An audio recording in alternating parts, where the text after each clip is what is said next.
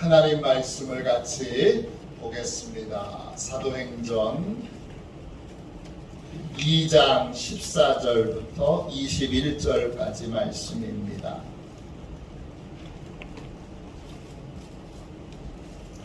사도행전 2장 14절부터 21절까지 말씀입니다.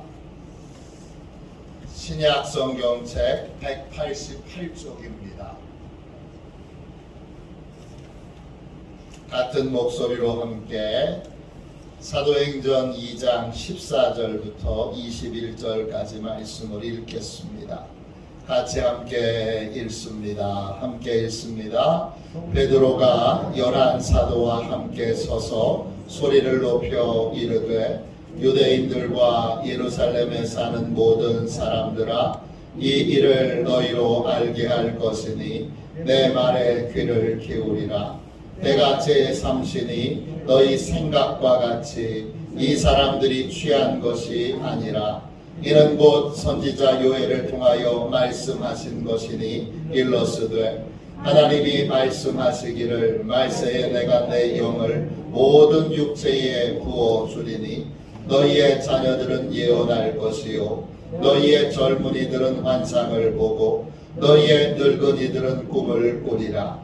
그때에 내가 내 영을 내 남종과 여종들에게 부어 주리니 그들이 예언할 것이요 또 내가 위로 하늘에서는 기사를 아래로 땅에서는 징조를 베풀리니 곧 비와 불과 연기로다. 주의 크고 영화로운 날이 이르기 전에 해가 변하여 어두워지고 달이 변하여 비가 되리라. 누구든지 주의 이름을 부르는 자는 구원을 받으리라 하였느니라. 아멘. 주님의 말씀입니다. 50일 기도학교 마지막 날 마지막 시간입니다. 함께 참여하신 모든 분들을 진심으로 축복하고 또 수고하셨습니다. 이제 50일 기도학교가 끝났으니 이제 본격적으로 기도의 삶을 사시기를 주님의 이름으로 축원합니다. 긴급 기도에 머무는 인생이 아니라 계속 기도의 삶을 사는, 항상 기도하는, 아침, 점심, 저녁으로 기도하고 또 기도가 너무 기쁘고 좋아서 하나님과 깊은 교제의 세계로 들어가는 그러한 화도시원의 귀한 가족들이 되시기를 주님의 이름으로 축원합니다. 여러분, 긴급 기도로는 인생이 세워지지 않습니다. 긴급 기도로는 교회가 세워지지 않습니다. 난 어려울 때만 나와서 기도해. 그런 인생에는 하나님께서 크게 세우시고 크게 역사하시는 그러한 든든하게 서가는 평강을 누리는 삶이 없습니다. 기억하십시오. 우리의 기도는 긴급 기도에서 계속 기도, 그래서 꾸준히 요동함이 없이 어려울 때일수록 더욱더 기도하는 기도의 삶이 세워져야 합니다. 그렇게 세워질 때 교회도 든든히 서가고 가정도 든든히 서갑니다. 최소한 각 가정에 여러분 계속 기도를 하는 한 사람이 있어야 합니다.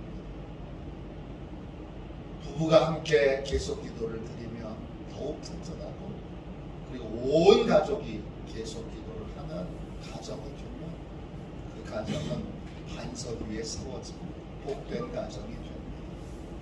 50일 기도학교를 마치면서 여러분 모두가 다 계속 기도의 사람이 되고 여러분의 가정에 있는 모든 식구들이 다 계속 기도의 사람이 되시기를 주님의 이름으로 축원합니다. 사도행전의 기도, 성령 충만을 간절히 구할 때 새로운 삶이 열립니다. 성령 충만을 간절히 구할 때 새로운 삶이 열립니다. 사도행전은 기도의 행전입니다. 어떤 기도냐? 성령 충만을 구하는 기도입니다.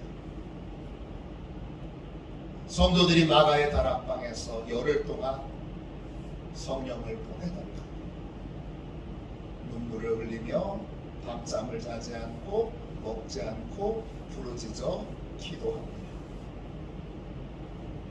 그 기도에 하나님이 응답하셔서 성령을 보내주십니다. 그 기도하던 자리에 바람 소리가 들립니다.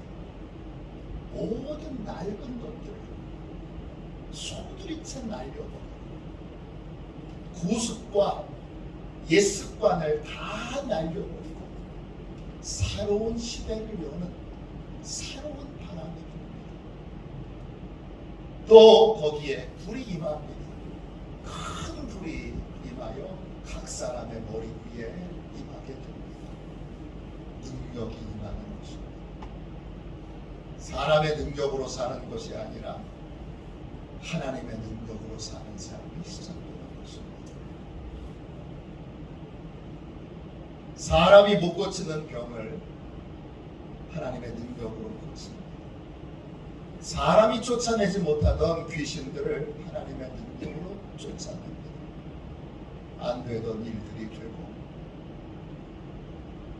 도저히 예수 믿게 할 수 없는 인생들을 꺾고 예수 믿게 바꾸는 하나님의 능력이 임하고 하나님의 능력을 성도들이 사용하는 새로운 삶이 열립니다.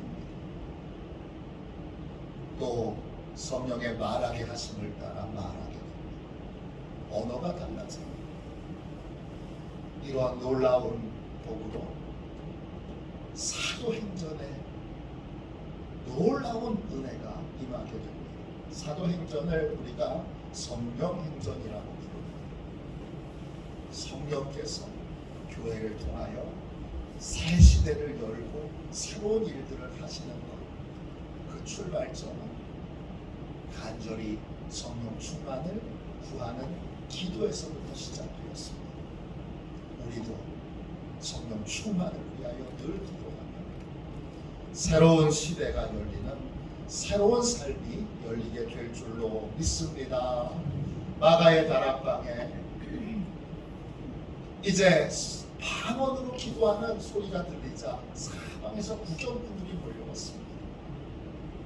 그러자 베드로가 성령 충만이라고 하는 것이 무엇인지를 설명해 줍니다. 성령 충만은 요엘 선지자의 예언이 이루어진 것입니다.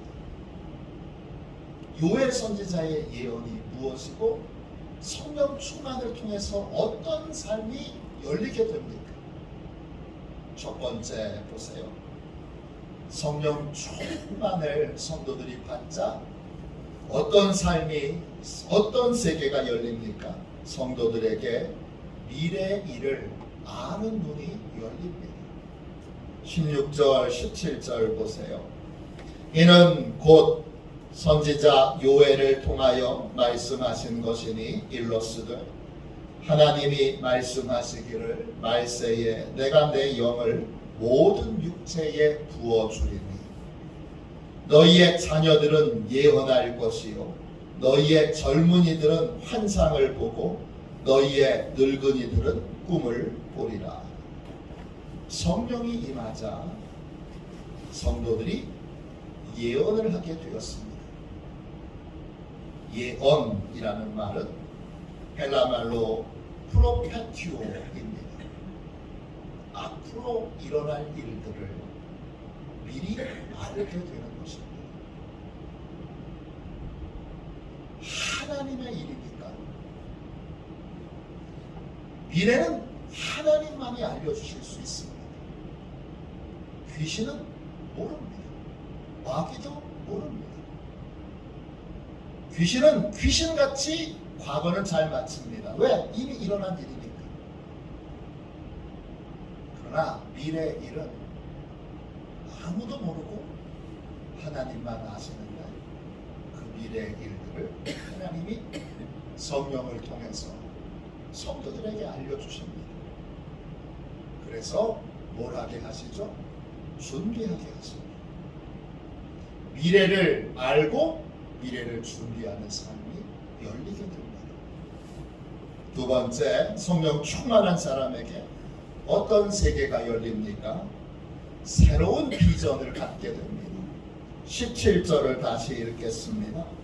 하나님이 말씀하시기를 말세에 내가 내 영을 모든 육체에 부어주리니 너희의 자녀들은 예언할 것이요 너희의 젊은이들은 환상을 보고 너희의 늙은이들은 꿈을 꾸리라. 젊은이들은 환상을 보고 늙은이들은 꿈을 꿉니다. 환상과 꿈은 같은 것인데 환상이라는 말은 헬라말로 호라시스입니다. 어떤 뜻이냐? 새로운 걸 보게 된다는 뜻입니다. 새로운 걸 보게 된다는 게 뭐냐? 새로운 사명을 받게 된다는 거예요. 구체적으로 뭡니까? 하나님이 나한테 뭘 원하시는지 알게 된다는 것입니다. 하나님이 나한테 원하시는 게 뭔지 알게 되면 나는 하나님이 원하시는 그 길을 걸어가게 됩니다. 예수님이 십자가의 길을 걷는 것이 예수님의 사명인 것처럼, 그래서 일생을 십자가의 길을 향하여 걸어가셨던 것처럼, 그리고 십자가에 달려 돌아갔을 때에 맨 마지막에 다 이루었다, 다 완성했다, 그렇게 말씀하신 것처럼 내가 걸어가야 될 길, 내가 해야 될 삶, 그걸 분명히 알고 그 길을 걷게 만든다는 것입니다. 성령 충만한 사람만이 내가 뭘 해야 되는지, 하나님이 나한테 무슨 사명을 맡겼는지 분명히 알고 나의 사명을 붙들고 나의 길을 걸어갑니다. 목사님 중에도 자기가 뭘 해야 되는지 모르는 사람들이 꽤 많습니다. 그러면 그런 목사님들은 자꾸 이곳에 가서 기웃거리고 저곳에 가서 기웃거리고 내가 이걸 해야 될까 저걸 해야 될까 사방에 기웃거리며 시간과 세월을 낭비합니다. 평신도임에도 불구하고 어떤 분들은 교회에서 자기가 해야 될 일들이 무엇인지 분명히 알아 그 사명에 충실하고 하나님이 항상 기뻐하시는 복된 삶을 사는 분들이 있습니다. 저희 교회에도 있습니다. 우리 교회 모든 성도들이 성령 충만하여 그런 삶을 살아야 합니다. 그러면 목사보다 나은 성도, 웬만한 사역자보다 훨씬 더 훌륭한 그러한 믿음의 삶을 살고 믿음의 열매를 맺는 나의 길을 걸어가는 성도들이 있습니다. 우리 교회에도 그런 성도들이 이미 있습니다. 그런데 더욱 분명하게 그 길을 걷도록 우리 모두 다 성령 충만하게 이제 남의 길, 남의 삶 기웃거리지 않고 하나님이 나한테 주신 사명을 단단하게 걸어가는 저와 여러분이 되시기를 주님의 이름으로 축원합니다. 성령 충만한 성도들에게 어떤 세계가 열립니까? 세 번째, 성도들이 종말에 일어날 일들을 분명히 알게 됩니다. 18절, 18절부터 20절까지 보세요. 그때에 내가 내 영을 내 남종과 여종에게 부어주리니 그들이 예언할 것이요 또 내가 위로 하늘에서는 기사를 아래로 땅에서는 징조를 베풀리니 곧 피와 불과 연기로다. 주의 크고 영화로운 날이 이르기 전에 해가 변하여 어두워지고 달이 변하여 피가 되리라. 성령 충만히 임하자 누구와 다시 예언을 하게 되는가 보십시오. 18절에 보면 남종과 여종입니다. 남종과 여종이 누구예요? 17절에 나오는 환상을 본 젊은이, 꿈을 꾸는 늙은이. 이 사람들은 다 어떤 사람들이에요? 주님이 시키시는 일을 하는 주님의 남종과 여종입니다. 남종과 여종들에게 성령께서 새로운 예언을 주시는데 어떤 예언을 주십니까? 당장 일어날 일들에 대한 미래의 일들도 알게 해주실 뿐만 아니라 장차 마지막 날에 일어날 일, 내 인생의 마지막 날, 또 세상의 종말의 마지막에 일어날 일들을 알려주십니다. 종말이 뭐죠? 결론이지요. 내 인생의 결론, 세상의 결론을 하나님이 알게 해주신다는 것입니다. 여러분, 잘 살았다는 건 결과적으로 좋아야 하는 것입니다. 중간에 좀 좋았는데 결국은 안 좋아지는 건 안 좋은 겁니다. 몇 번 간증드린 적이 있습니다. 저 대학교 신학대학 다닐 때 노숙자들, 또 빈민촌에서 버림받은 독거노인들 봉사한 적이 있습니다. 가면 맨 무슨 얘기하느냐, 내가 옛날에 얼마나 잘 나갔는 줄 아세요? 다 이런 얘기예요. 지금은 쓸쓸하게 혼자 독거노인으로 노숙자로 살고 있는, 내가 얼마나 옛날에 잘 나갔는 줄 아세요? 내가 지금 이렇다고 나를 얕보거나 깔보지 마세요. 뭐 사연들의 내용들은 다 다른데 결과적으로 내용은 거의 똑같습니다. 이겁니다. 옛날에 잘 나가면 뭐합니까? 지금 노숙자고 지금 독거노인입니다. 옛날에 잘 나갔다는 것이 무슨 소용이 있냐? 결론이 좋아야 되는 것이죠. 결국이 좋아야 되는 것이죠. 우리의 결국, 또 세상의 결국이 어떻게 될 것인가, 하나님이 분명하게 하나님의 일을 맡은, 하나님의 사명을 맡은 자에게 알려주십니다. 결국이 좋으려면 예수님을 만나야 하고, 결국이 좋으려면 예수님을 믿어야 하고, 결국이 좋으려면 예수님의 종이 되어야 합니다. 그러니까 이 사명을 받은 사람은 결국 예수님의 종으로 결국을 받기 때문에, 마지막을 받기 때문에 세상에 무슨 얘기를 듣고 사람들이 뭐라고 떠들어도 거기 흔들림이 없이 믿음의 길을 힘있게 걸어갈 수 있게 됩니다. 진짜 성공이 뭔 줄 알기에 그 길을 걸어가게 되는 것입니다. 마지막으로 네 번째, 성령 충만한 성도들에게 어떤 세계가 열립니까? 구원의 길을 분명하게 알게 됩니다. 21절 보세요. 누구든지 주의 이름을 부르는 자는 구원을 받으리라 하였느니라 그랬습니다.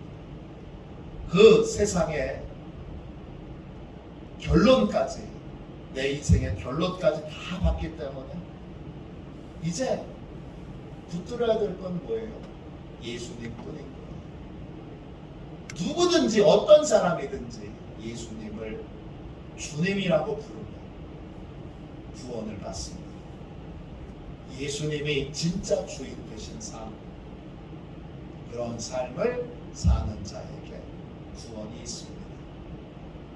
예수님이 주인이 아니고 다른 것이 주인인 인생은 여러분 구원을 받지 못합니다. 기억하십시오. 교회 안에도 구원받지 못할 사람이 있을 수 있습니다.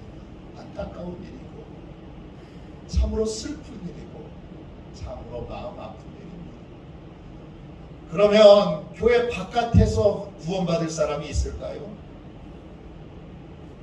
교회 안에서 구원받지 못할 사람이 있으니까 교회 바깥에서 구원받을 사람도 있겠지요? 이렇게 말하는, 그렇게 생각하는 어리석은 사람이 있습니다. 교회 바깥에서 구원받을 사람은 아예 없습니다. 구원받을 사람은 다 교회 안에 있고 또 교회를 떠나지 않습니다. 왜? 주의 이름을 예수님을 주님으로 고백하는 자들은 다 교회에 머물러 성도들과 하나의 공동체를 이루게 되기 때문입니다. 성도들 중에는 어리석게도 요즘 교회가 하도 욕을 먹으니까 예수 믿는 게 무슨 큰 범죄라도 되느냐, 드라마에서 전에는 이렇게까지는 아니었는데 목사가 빌런이 되고, 빌런이란 악당입니다. 목사가 악당이에요. 장로님이 악당이에요. 성도들이 악당이에요. 뭐 이런 시대를 우리가 이렇게 모함을 당하고 그렇게 욕을 먹고 조롱을 당하는 시대를 살고 있습니다. 그런 게 싫다고 교회를 떠나는 분들이 있습니다.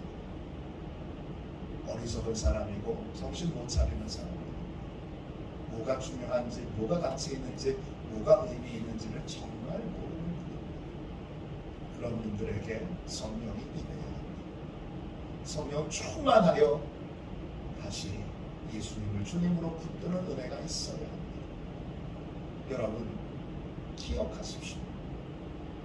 예수님을 주님으로 영접하는 것 외에는 하나님이 다른 구원의 길을 주신 것이 없습니다.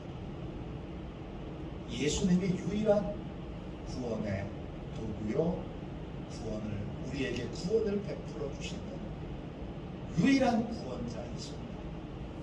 그러니까 성령 충만한 사람은 예수님 안 믿는 사람에게 열심히 예수님을 전할 수밖에 없습니다. 그게 구원의 유일한 길입니다. 그래서 성령은 선교의 영이기도 하고 전도의 영이기도 합니다. 성령 충만하면 구원의 진리를 분명하게 알아 그 구원의 길을 힘있게 걸어가고 교회에 든든히 속하여 교회 공동체를 세워가는 일에 힘쓰고 애쓰게 됩니다. 여러분, 이것이 성령 충만한 삶이 우리에게 주시는 새로운 은총입니다. 이 은총을 여러분 다 받으십시오. 이 은총으로 이제 미래도 알고, 이 은총으로 여러분 새로운 사명도 받고, 이 은총으로 인생의 결론도 분명히 알고, 세상의 결론도 분명히 알고, 이 은총으로 구원의 길을 힘있게 걸어가는 저와 여러분이 되시기를 주님의 이름으로 축원합니다. 하영록 회장님이 쓰신 P31 성경대로 비즈니스하기, 이 책에 하영록 회장님의 간증이 나옵니다. 이분은 미국에 이민 가서 명문대학교를 졸업하고 29살에 회사의 대기업의 주역이 됩니다. 소위 아메리칸 드림을 이룬 분입니다. 네, 그런데 여러분 기억하세요. 아메리칸 드림을 이루면 뭐합니까? 29살에 주역이 되면 뭐합니까? 그는 또 금방 불치병에 걸려서 그거 다 잃어버립니다. 심장 근육이 다 죽어 심장을 이식 수술을 받아야 합니다. 이식 수술을 못 받으면 죽습니다. 예쁜 아내도 있고 2살, 3살 된 딸도 있고. 그러니까 이러면 그 젊은 시절의 성공은 일순간에 다 날아가 버렸습니다. 생명조차 위험한 상황입니다. 너무나 절박한 상황이어서 결국 하나님을 붙듭니다. 그리고 하나님께 이렇게 절박하게 기도합니다. 하나님, 제 심장을 고쳐주세요. 첫 번째 심장 이식 수술을 받고 나서 재발하여 2차 수술을 받게 됩니다. 2차 수술을 앞두고 절박하게 하나님께 기도하다가 성령 세례를 받게 됩니다. 성령 세례를 받게 되자 여러분 놀랍게도 기도가 달라집니다. 전에는 하나님 제 병 좀 고쳐주세요. 제 고통에서 저 좀 구원해주세요. 저 너무 힘드니까 저 좀 살려주세요. 이런 기도였습니다. 그런데 성령 충만을 받고 나서 기도가 달라졌습니다. 이렇게 달라졌습니다.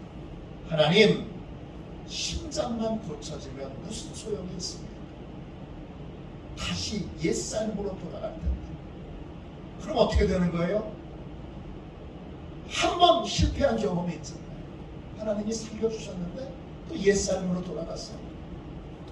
또 절박하게 다시 수술을 받아야 되는 위급한 상황에 놓이게 되죠. 이걸 계속 반복하면 하나님이 언제까지 기회를 주시겠어요? 그래서 성령 충만하게 되어 그가 이렇게 기도합니다. 하나님, 심장이 아니라 저를 고쳐주세요. 진정한 치유는 내가 하나님을 믿고 신뢰하는 사람으로 고쳐지는 겁니다. 내가 고쳐지는 거예요. 병만 고쳐지는 건 진짜 치유가 아닙니다. 그는 고백합니다. 심장이 아니라 저를 변화시켜주세요. 제가 진짜 새 사람이 되어 새 삶을 살게 해주세요.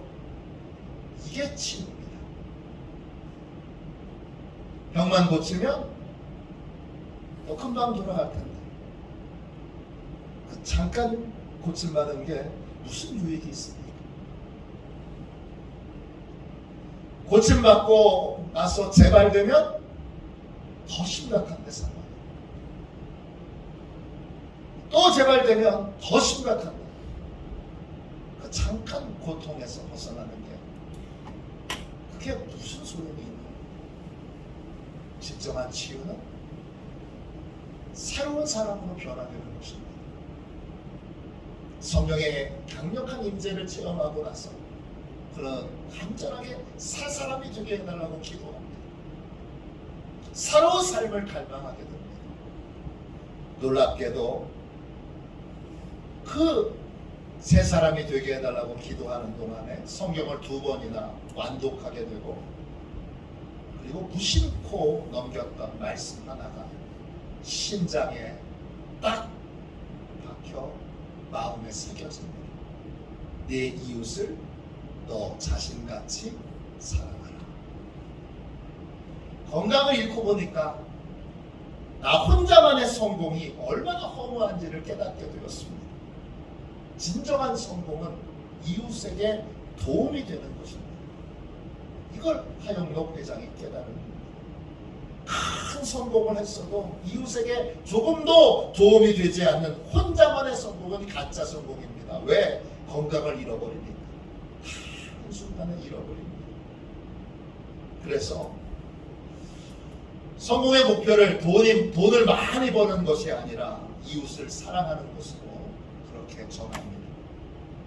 그래서 하나님께 건강을 회복시켜 주시면 이웃을 사랑하기 위해서 사업을 하겠습니다. 이렇게 기도합니다.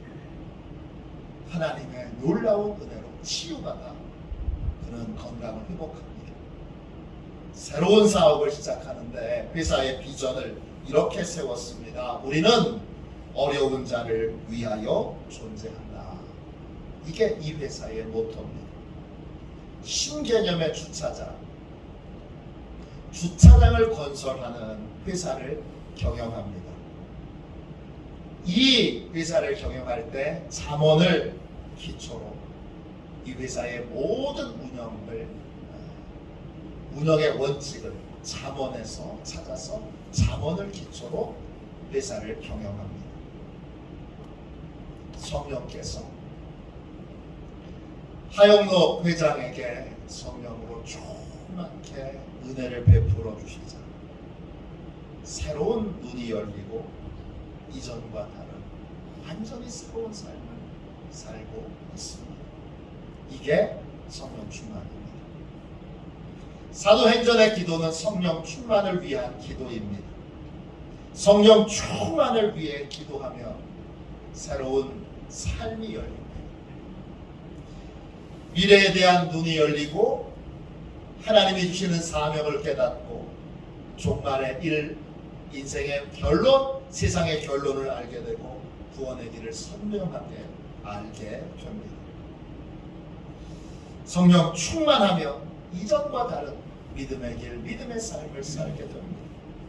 우리도 초대교회 성도들처럼 성령 충만을 위하여 기도하고 이제 모든 것이 달라지고 새로워지는 새로운 삶을 사는 우리 바도시온의 모든 가족들이 되시기를 주님의 이름으로 축원합니다. 이 시간 기도하겠습니다. 여러분 다 가슴에 손을 얹고 같이 기도합시다. 자비하신 하나님, 주께서 50일에 놀라운 은총으로 기도학교를 진행하여 주시고 오늘 마침내 이렇게 끝맺고 또 풍성하게 열매 맺게 하여 주시니 감사합니다. 50일 동안 많은 기도를 우리의 심령에 심었고 하나님의 밭에 심었고 또 우리의 가정에 우리 교회에 심었습니다. 하나님, 하나님의 밭에 심겼으니 30배, 60배, 100배로 결실하게 하여 주시고 주님, 저희 교회가 주여 기도로 이제 새로운 교회가 되고 기도로 새로운 인생을 살고 기도로 새로운 가정을 이루는 기도로 새로운 마을이 되는 주여 신생의 귀중한 은혜를 입게 하여 주옵소서. 하나님, 우리에게 소망이 많습니다. 우리의 소망에 하나님 아버지께서 응답하여 주실 것을 믿사오니 심은 모든 것이 풍성하게 열매를 맺어 참으로 기도로 인생을 바꾸는 복되고 귀한 교회와 가정과 또 인생들이 되게 하여 주옵소서. 주님, 축복하여 주셨습니다. 하늘문을 활짝 여시고 쌓을 곳이 없도록 축복하여 주시고 하늘문을 여시고 친히 하나님 임재하여 만나 주시고 성령 충만함으로 헛된 것을 구하는 인생이 아니라 가장 좋은 것을, 가장 복된 것을 구하고 찾고 두드려 풍성하게 얻고 누리는 주여 바도시온 교회가 되게 하여 주옵소서. 예수님의 이름으로 간절히 기도하옵나이다. 아멘.